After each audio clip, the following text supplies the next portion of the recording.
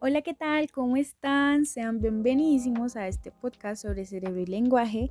Mi nombre es Yoli López y a continuación les traigo unas invitadas muy especiales que nos ayudarán a entender el lenguaje y cómo se relaciona con el cerebro.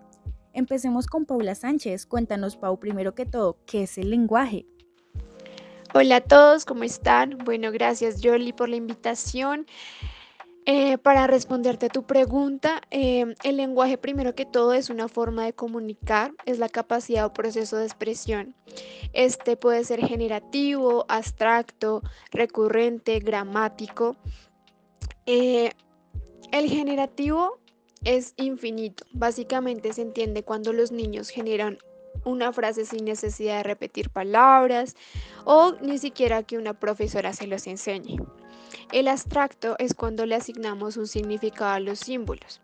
El significado del símbolo no es lógico, sino que un grupo de personas se lo asignan. El recurrente lo entendemos como una agrupación de palabras para hacer una frase más grande. Y el sintagma no tiene límite. Hagan de cuenta, no sé, las muñecas rusas. Y por último, el gramático, ya que es el conjunto de reglas inconscientes que gobiernan la generación de estos símbolos. Reflejan las necesidades comunicativas del grupo que habla y por supuesto refleja la forma como organizar el mundo en sí. La función del lenguaje sigue siendo comunicativa, sin embargo es importante resaltar que cada vez que hay evolución el lenguaje cambia. Es dinámico, evolutivo y demás. Debido a esto, la gramática, pues no sé, le pasa lo mismo, ¿sabes? Cambia, hay siempre un cambio, teniendo en cuenta que dependiendo del idioma, también así lo hace.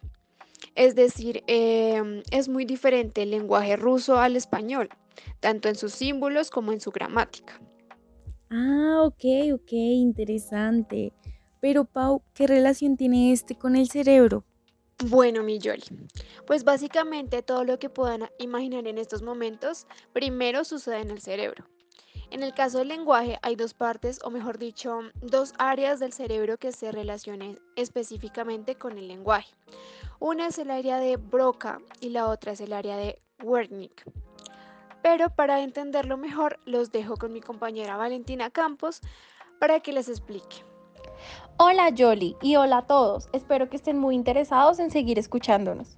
Hola Valen, ¿cómo estás? Claro que sí, este es un tema muy interesante. Hay cosas que con naturaleza sabemos hacer, pero todo lo que hay detrás de ello poco sabemos. Así que cuéntanos, ¿cuáles son esas áreas especializadas en el lenguaje? Bueno, pues como dijo Paula, tenemos el área de Broca, que es la encargada de la producción del lenguaje. Esta está relacionada con la capacidad de ordenar los fonemas para crear palabras y luego oraciones. Por eso mismo, está también vinculada al uso de los verbos y de otras palabras que son necesarias para interactuar. Algo muy interesante es que también controla cierta parte motora con el movimiento de la boca y de las manos al expresarse. Por otro lado, tenemos el área de Wernicke, que es la encargada principalmente de la comprensión. Ayuda a evocar y a vocalizar conceptos y se encarga también de procesar los sonidos para combinarlos, creando unidades capaces de tener significado. Sin embargo, no se encarga directamente de regular la actividad semántica, es decir, de dar significado a las expresiones lingüísticas, sino que más bien esta decodifica los fonemas. Por ende, cuando siempre que piensen en la comprensión lectora, piensen de una vez en esta área. Y por último, hay otra parte del cerebro que se asocia con el lenguaje, la cual es el área 39 de Brodmann, que además del lenguaje, esta participa en la actividad de la memoria episódica y semántica, en las habilidades matemáticas, la lectoescritura y la atención espacial. Gente, yo sé que no me pueden ver, pero estoy totalmente boquiabierta. ¿Alguno de ustedes oyentes sabía algo de esto? Oye, pero Valen, me surgió una pregunta que además siento que a los oyentes les puede interesar bastante. ¿Cómo es el proceso del lenguaje? O sea, ¿qué es lo que sucede en nuestros cerebros para producir lenguaje? Mira qué buena pregunta. En el caso del lenguaje hablado, la información auditiva primero pasa por el tallo y luego por el tálamo, hasta llegar a la corteza auditiva. Este lo procesa y lo envía al área de Berni, la cual almacena y asocia la estructura del sonido con la estructura de una palabra que fue guardada previamente y comprende su significado. Mientras que en el lenguaje escrito, la información ingresa a través de la vista hasta la corteza visual, este la procesa, luego pasa por el giro angular y este traduce la palabra escrita a su versión auditiva, que llega luego al área de Wernicke, donde se ha interpretado su significado. Para producir lenguaje o hablar, interviene el área de Broca, que planea el proceso de pronunciación de las palabras. Es decir, esta información viaja a la corteza motora, que es la que controla los músculos que usamos para pronunciar cuando nos comunicamos con otra persona. Se da el mismo proceso, solo que la información que llegó hasta el área de Wernicke, que será transportada hasta el área de Broca a través del fascículo arqueado, que hace la función de puente entre ambas áreas. Este mismo proceso es para la expresión del lenguaje tanto oral, escrito o de señas. Es decir, es el mismo modelo del lenguaje de compresión y expresión que se da en personas con sordera. Además, que todo este proceso se da en el hemisferio izquierdo del cerebro, tanto en diestros como en zurdos, es decir, en todos. Sin embargo, en el hemisferio derecho también se involucra el proceso cerebral del lenguaje, específicamente en la prosodia. Y sí, esto se refiere a la entonación, la inflexión y las pausas al hablar. Esto le da el tono emocional al habla. Esto es muy importante para poder expresar y detectar las emociones al hablar y también para llevar un ritmo y segmentación de las palabras en la estructura de las oraciones. Increíble. De verdad, mi cerebro hace todo eso solo para que yo pueda decir justamente lo que estoy diciendo. No, qué maravilla.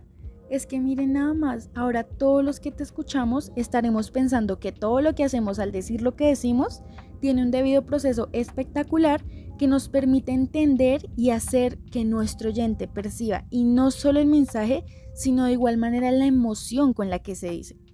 Pero, ¿y todos los cerebros lo hacen? A ver, ¿cómo te explico? Básicamente sí, pero hay algunos trastornos del lenguaje en el cerebro que evidentemente hacen que el cerebro no funcione como debería respecto al lenguaje. Sin embargo, este tema se lo dejaré a mi querida Yarit. Dale. Mil gracias por tu intervención, Valen. Y pues Yarit, ¿cómo estás? Bienvenida. Apuesto que el público está muy interesado en el tema y pues ahora queremos saber sobre estos trastornos que nos comenta Valen, que afectan nuestro proceso del lenguaje, así que cuéntanos cómo es eso. Hola Yoli y oyentes, muchísimas gracias. Bueno, sobre los trastornos del lenguaje son alteraciones que dificultan como la comunicación oral, tanto para hablar como entender lo que otras personas dicen. Los trastornos hay tres tipos en los cuales te voy a explicar. Los trastornos del lenguaje receptivos, que representan la capacidad de la comprensión. Trastornos del lenguaje expresivo dificultan la capacidad de expresar pensamientos o ideas. Y trastornos mixtos que representan la capacidad tanto para hablar como para entender correctamente. Vea pues, pero Yarit, ¿uno cómo puede saber, o mejor dicho, entender que padece uno de estos trastornos? ¿Hay algunos síntomas en específico? Muy bien, excelente pregunta. La verdad es que sí. El lenguaje receptivo y los síntomas principales son de tener problemas para comprender lo que los demás dicen, para seguir instrucciones sencillas para organizar la información. Que uno oye sinceramente, estos síntomas son difíciles de detectar a temprana edad. El caso del lenguaje expresivo y los síntomas que pueden identificarse más fácilmente a temprana edad. Por eso no empezar a hablar hasta los 2 años. Empezar con 3 años, pero siendo lo difícil lo que dicen o tener las dificultades para explicar algo. Qué bueno saber esta información, ya que puede alertar a muchísimas personas. Y mira que, imagínate que me puse a mirar hace unos días a investigar como sobre estos temas de los trastornos y me surgió la duda de si había como algunas causas especiales o algo que lo provocara y me encontré con que no hay causas bien definidas de los trastornos del lenguaje, aunque se estima que las principales pueden ser por genética, o sea, según investigadores, entre el 20 y el 40% de los niños con antecedentes de discapacidades del lenguaje tienen este trastorno. Y otras condiciones son pues el síndrome de Down, trastornos del espectro autista, el nacimiento prematuro, discapacidades intelectuales y los accidentes cerebrovasculares. Y ante eso pues también yo decía como, bueno, si no hay causas entonces habrá una manera de prevenirlos y me encontré que lo importante es llevar una buena nutrición durante el embarazo y la primera etapa de la infancia, especialmente tomando ácido fólico, que es un tipo de vitamina B, pues para prevenir estos trastornos. Y que también se recomienda no utilizar jergas o estereotipos ni tener actitudes inadecuadas ante la dificultad de expresarse de un niño, ya que puede derivar a otros problemas como el tartamudeo. Con esto yo insisto que es un tema súper interesante y me parece que es muy importante tener el conocimiento sobre esto. O sea, cuando yo estaba ahí yo era toma y tome nota porque pues uno nunca sabe. Y bueno, Yarit, una última pregunta para complementar esta información de los trastornos del lenguaje. ¿Hay tratamientos para estos? Y en caso de que sí, ¿en qué consisten? Bien, súper valiosa pregunta. Sí, sí hay. Es importante tratar los trastornos del lenguaje lo antes posible. Las principales técnicas que se emplean son la terapia de hablar habitual, que se consiste en el trabajo individualmente, el desarrollo de el vocabulario, la gramática y por otro lado, la psicoterapia, en la cual se recurre cuando un niño tiene problemas emocionales a raíz de su dificultad en el lenguaje. Súper, genial, muchísimas gracias chicas. Paula, Valentina y Yarit, fue un tema muy interesante. Ya nos queda claro todo lo que abarca el lenguaje y por supuesto su relación directa con el cerebro. De verdad que es un tema que siento que todo mundo debería saber. Y bueno, oyentes, esto fue todo por hoy. Gracias por escucharnos. Nos conectaremos en una próxima a la misma hora y por el mismo canal. Chau, chau.